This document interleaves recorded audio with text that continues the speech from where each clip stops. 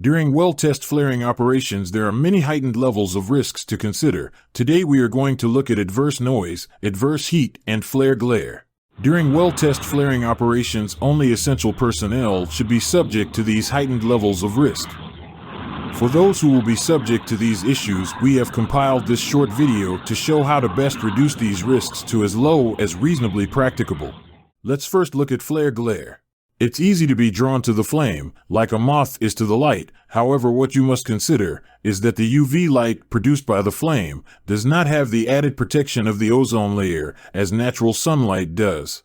For those who may be exposed in this way, for example, flare watchers, you must always wear the appropriate quality of safety glasses at all times. We suggest safety glasses, rated to EN 172. These have 100% UV protection. They also have added infrared protection. Remember, never stare directly at the flame, and always wear the appropriate safety glasses. Now let's look at the adverse noise associated with flaring operations. Double hearing protection is recommended in environments where noise levels exceed 110 decibels.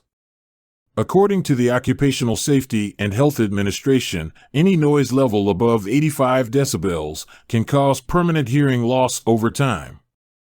The noise created through flaring operations far exceeds these levels. Double hearing protection must be worn at all times. Remember, always put your hearing protection on before leaving the accommodation. Now let's look at the risk of adverse heat transposed to the asset structures and how we reduce these risks during the flaring operations. We first compiled a flare simulation with no thermal protection. This is to show the maximum potential level of risk. Notably, it takes just 2000 BTU to blister human skin in just 20 seconds. We then run another simulation to show the level of protection the RigDeluge cooling system will provide to both structures and personnel. We must achieve API 521 safety parameters for the safety case. These state 500 BTU is the allowable radiation value at any location where personnel wearing appropriate clothing may be continuously exposed. As you can see here, the RigDeluge system achieves these safety parameters.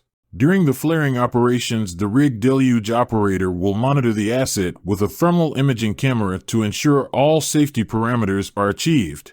Now let's look at the adverse effects and risks of working in a hot environment. While working in a hot environment, there is always a heightened level of risk. Let's look at the risk of heat exhaustion. Some of the signs you are suffering from heat exhaustion are dizziness and fainting, intense thirst, excessive sweating, rapid weak pulse, nausea and vomiting, pale cold clammy skin, muscle cramps, and fatigue.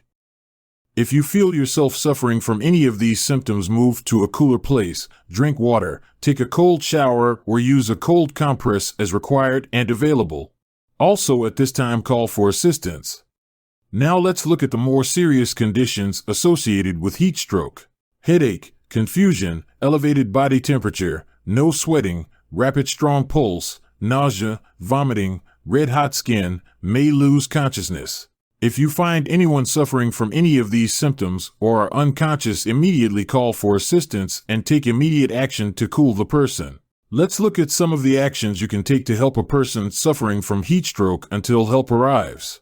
Move the person to a cool, shady area, call for help, and keep the person's entire body cool. Some of the ways you can do this is by cooling the person by spraying cold water on them. If available, use a cooling fan. Place cool wet towels or ice packs on the neck, armpits, and groin.